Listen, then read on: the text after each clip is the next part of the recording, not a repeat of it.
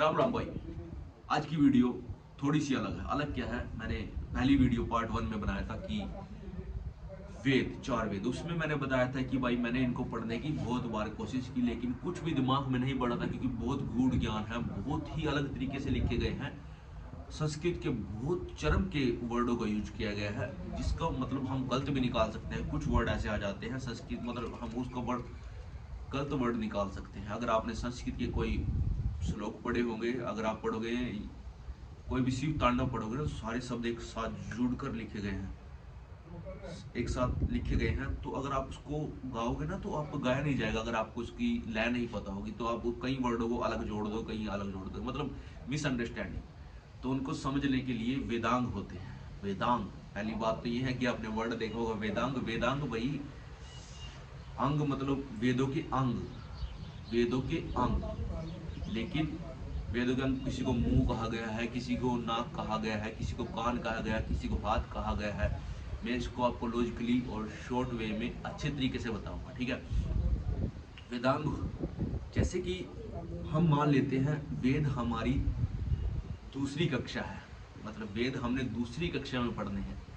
तो पहली कक्षा में सिर्फ वेदों की बेसिक बेसिक करनी है हमें। ये भी कह सकते हैं कि हमारे गुरुकुलम या हमारे गुरुकुल की जो बेसिक है वो वेदांग है।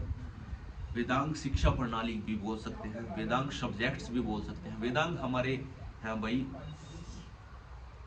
पहला हमारा वेदांग है शिक्षा, दूसरा वेदांग है हमारा कल्प, तीसरा है व्याकरण, चौथा है निरुक्त, छंद, ज्योतिष। ये छह है, ठीक है। तो क्या चक्कर होता है भाई, पहली बात पहले आता है हमारा शिक्षा। शिक्षा में बताया जाता है कि हमारे वेदों के मंत्र को उच्चारण का सही तरीका, सब्जेक्ट मान सकते हो कि शिक्षा एक सब्जेक्ट है जिसमें हमारे वेदों के उच्चारण का सही तरीका बताया जाता है।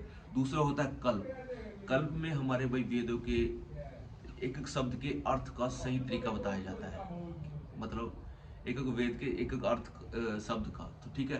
तीसरा होता है हमारा भाई, तीसरा होता है हमारा निरुक्त। निरुक्त में भाई इन सभी के जो जो शब्दों के अर्थ बनते हैं उनका उल्लेख किया गया है, ठीक है। शब्दों के अर्थ बनते हैं उनको उल्लेख किया गया है। ज्योतिष आता है, ज्योतिष भी एक विद्या ही आती है। ज्योतिष में भाई इनसे थोड़ा सा अलग है।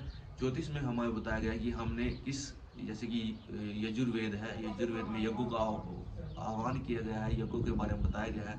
तो ज्योतिष में आता है हमारे किस समय, मतलब हमने किस यज्ञ को किस समय करना है, किसी भी शुभ कार्य करने के लिए क्या टाइम है, क्या तरीका है, क्या नहीं है, कौन से ग्रह नक्षत्र। मैंने ज्योतिष के ऊपर एक वीडियो बना रखी है पार्ट 1 से पहले, वो जरूर देख लेना भाई।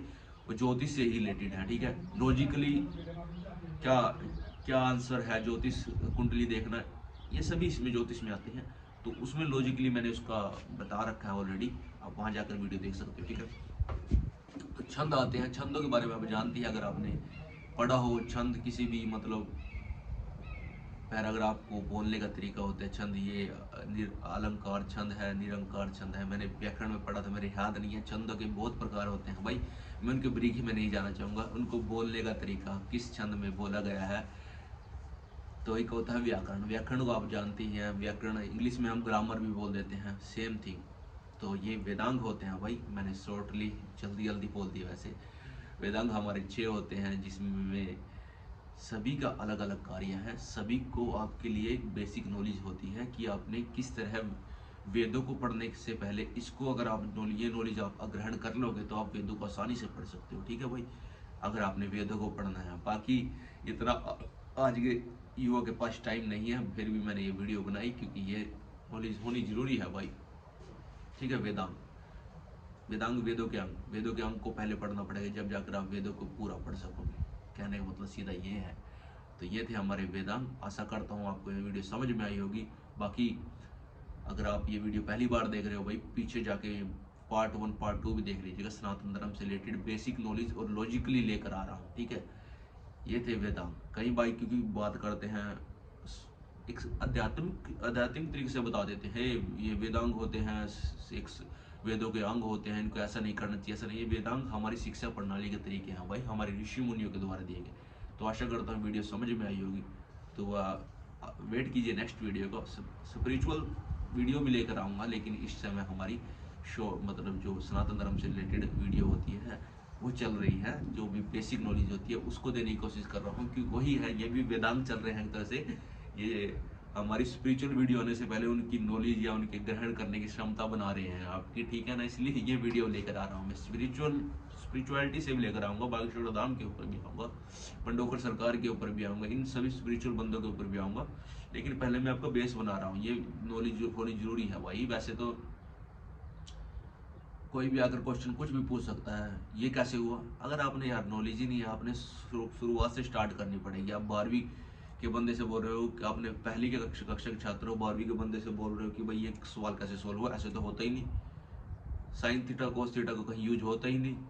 तो भाई बहुत ये नॉलेज होनी जरूरी है, इसलिए एक वेदांत की तरह मैंने आपकी प्रिपरेशन करवा रहा हूँ। और चैनल के साथ जरूर बने रहना भाई, अगर आपने सनातन धर्म से रिलेटेड नॉलेज को गेन करना है। मैं